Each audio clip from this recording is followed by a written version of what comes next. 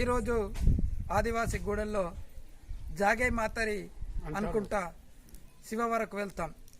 ఏ రోజైతే అమావాస రోజు గ్రామాల్లో ఆ గుర్రాలని పట్టుకొస్తాం, వాటిని కోడలు అంటాం. నెల రోజుల పాటు పిల్లలంతా ఈ వర్షాకాలంలో అవి నడుచుకుంటూ ఒక పండుగని ఒక పండుగలాగా జరుపుకుంటారు.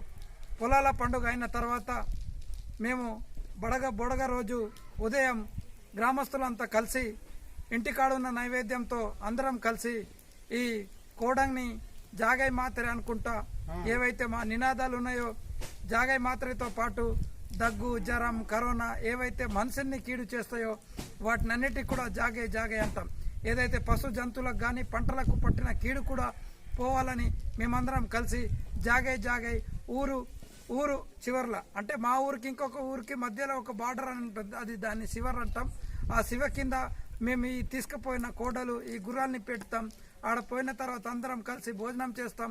ఆ భోజనం చేసిన తర్వాత అక్కడ అడవుల్లో దొరికే వనమూలికల్ని తీసుకొచ్చి మేము ఇంటికి ఆడ పెడతాం. ఆ వనమూలికల్ని తీసుకొస్తాం.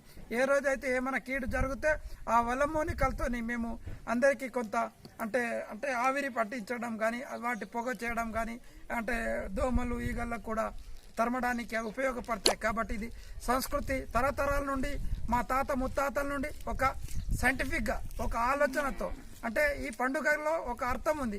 మేము ఏది చేసినా సామాజిక దూరం పాటిస్తూనే పండుగలు మేమంతా గ్రామస్తులమంతా ఆదివాసులు కలిసిమెలిసి చేస్తారని